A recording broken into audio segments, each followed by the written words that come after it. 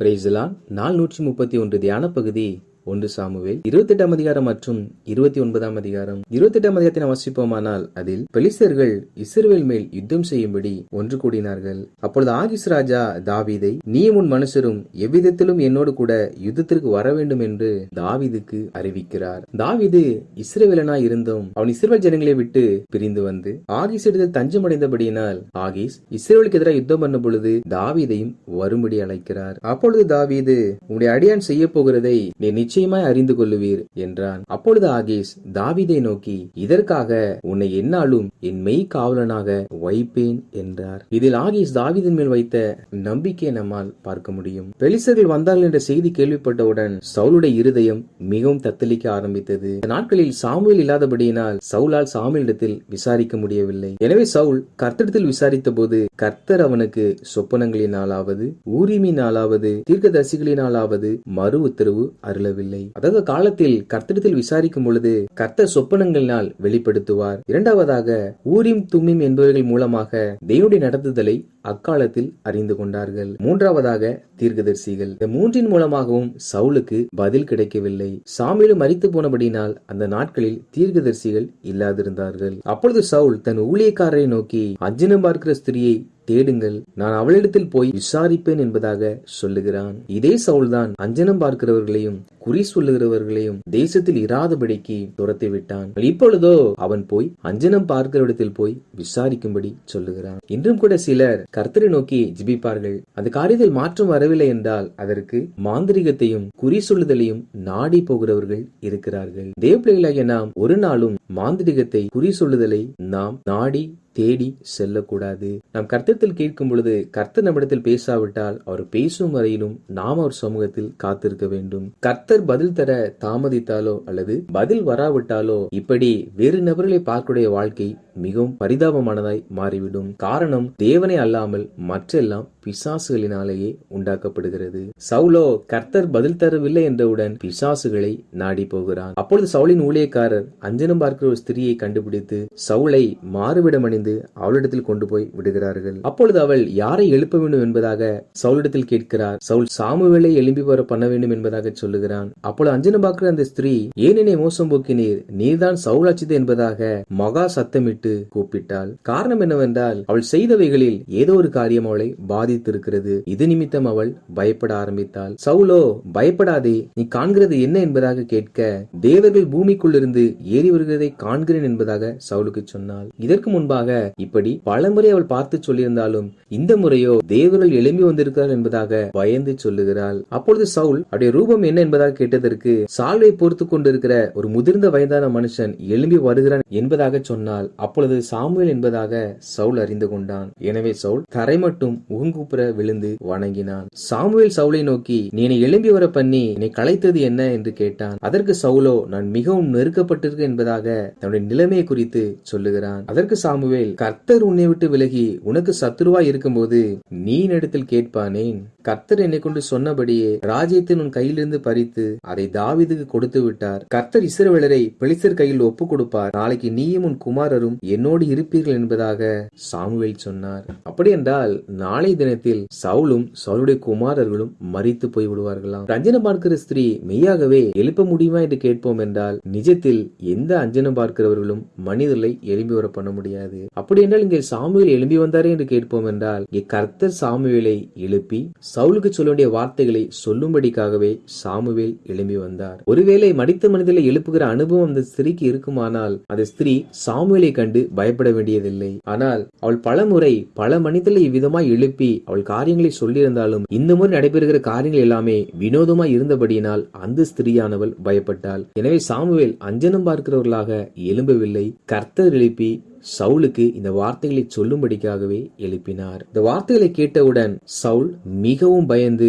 சாப்பிடாமல் இருந்தபடியினால் அவன் பலவீனமாய் இருந்தானாம். இதில் சவுல் பலவீனப்பட காரணம் என்னவென்றால் ராப்பகல் முழுவதும் சவுல் ஒன்றும் சாப்பிடாதிருந்தார். இது உணவினுடைய முக்கியத்துவத்தை நம்மால் பார்க்க முடியும். உணவு என்பது நாம் எதற்கு புசிக்கிறோம் என்றால் அவைகள் நம்முடைய சரீரத்திற்கு ஆரோக்கியத்தையும் பலனையும் தருவதற்காக.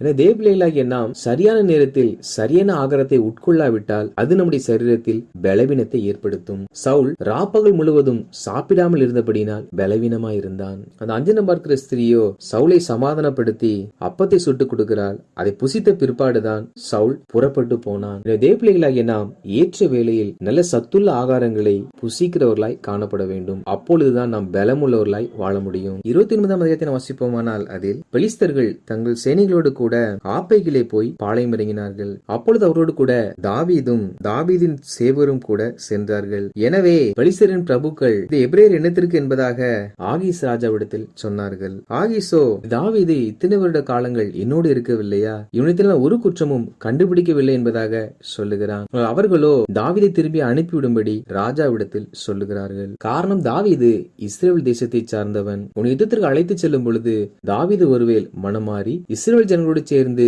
பெலிஸ்தர்களை முறியடிக்க கூடும். எனவேதான் பிரபுக்கள் எல்லாரும் தாவீதை நம்பாமல் அவனை அனுப்பிவிடும்படி சொன்னார்கள். ஏனென்றால் தாவீது ஒரு பெரிய யுத்த வீரன் என்றும் தாவீது கோலியாத்தை கொன்றது குறித்தும் இவர்கள் நன்கு அறிந்திருந்தபடியினால் இவ்வாறு சொன்னார்கள். ஆகீஸ் ராஜா தாவீதை அழைத்து பிரபுக்கள் சொன்ன காரியங்களை தெரியப்படுத்தி நீ சமாதானத்துடன் திரும்பி போ என்பதாக சொல்லுகிறான். ஆகீஸ் ராஜா தாவீதை நம்பினார். ஆனால் ஆகீஸின் பிரபுக்களோ தாவீதை நம்பவில்லை. அப்படி என்றால் தாவீது செய்கிற ஏதோ சில காரியங்களை குறித்து அவர்கள் கேள்விப்பட்டிருக்க கூடும். அப்பொழுது தாவீது, ஏன் நான் செய்தது என்ன, நான் வந்து என் ராஜாவுடைய சத்துருக்களோடு கூட யுத்தம் பண்ண கூடாதா என்பதாக ராஜாவிடத்தில் கேட்கிறான். தாவீது இந்த இடத்தில் ராஜாவுக்கு அனுகூலமான ஒரு சேவகனாய் இருப்பதை போல தன்னை காண்பித்துக் கொண்டார். பிரபுக்கள் தாவீதுக்கு விரோதமாய் சொல்லுகிறார்கள் என்றால் தாவீது செய்த சில தவறுகளையும் கூட ராஜாவிடத்தில் சொல்லியிருப்பார்கள்.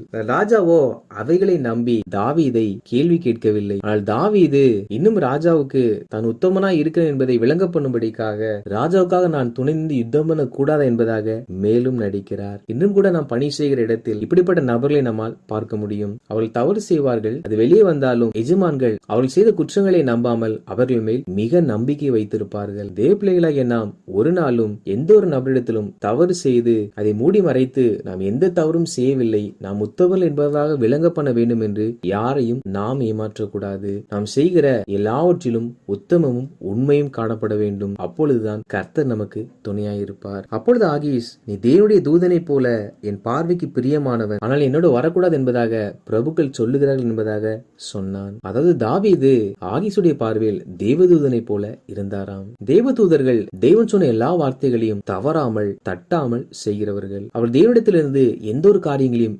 எதிர்பார்க்காதவர்கள். தேவன் சொன்ன வார்த்தைகளுக்கு உடனே கீழ்ப்படுகிறவர்கள். அப்படி தாவீது செயல்பட்டாராம். நாமும் கூட பணி செய்கிற இடத்தில் ஒரு தேவதூதரை போல நமக்கு மேல் நியமிக்கப்பட்டிருக்கிற அந்த அதிகாரத்திற்கு நாம் கீழ்ப்படுகிறவர்களாக காணப்பட வேண்டியது மிக அவசியமாகும். அதே போல நாம் தேவனுடைய வார்த்தைகளுக்கும் தூதர்களை போல கீழ்ப்படிய வேண்டும். அதாவது தூதர்கள் கர்த்தர் எப்பொழுது என்ன சொல்லுவார் அதை நிறைவேற்ற வேண்டும் என்று மிகுந்த ஆவல் உள்ளவர்களும் வாஞ்சி உள்ளவர்களுமாய் இருப்பார்கள். நாமும் அப்படி ஒவ்வொரு நாளும் கர்த்தர் சொல்லுகிற வார்த்தைக்கு கீழ்ப்படிந்து அதன்படி வாழுகிறவர்களாய் காணப்பட வேண்டும். மேலும் ஆகீஸ் தாவீதை புறப்பட்டு போகும்படி சொல்ல தாவீது தன் மனுஷரை கூட்டிக் கொண்டு திரும்பி போக புறப்பட்டான். இதோட தேவனுடைய செயலும் மறைந்திருக்கிறது. என்னவென்றால் தாவீது இஸ்ரவேல் ஜனங்களை அழிக்க ஒரு நாளும் விரும்ப மாட்டார். இப்பொழுது யுத்தத்திற்கு சென்றிருப்பார் என்றால் அங்கே இஸ்ரவேல் ஜனங்களோடு கூட தாவீது யுத்தம் பண்ண வேண்டியதா இருக்கும். எனவே தேவனாகிய கர்த்தர் பிரபுக்களின் இருதயத்தை ஏவி தாவீது யுத்தத்திற்கு செல்லாதபடிக்கு கர்த்தர் தாவீதை திசை திருப்பினார். இதுதான் தேவனுடைய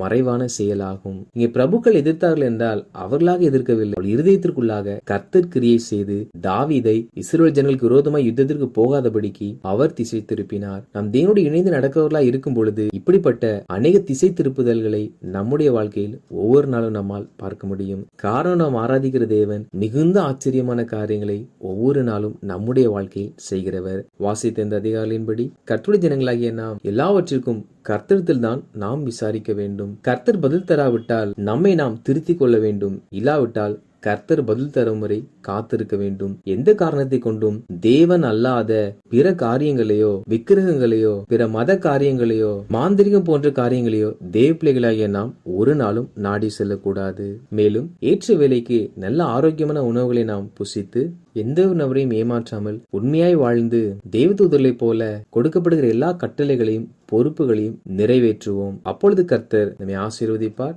நாளுக்கு நாள் உயர்வடைய செய்வார். நமக்கு எதிராக வருகிற மனிதர்களை நம்மை விட்டு திசை திருப்பி விடுவார். நாமும் யாருக்கு எதிராக எழும்பாதபடிக்கு நம்மையும் திசை திருப்பி ஒவ்வொரு நாள் நம்முடைய வாழ்க்கையில் திசை திருப்புவார். கர்த்தர் தாமே இப்படிப்பட்ட அதிசயங்களை ஒவ்வொரு நாள் நம்முடைய வாழ்க்கையில் செய்வாராக. ஆமேன்.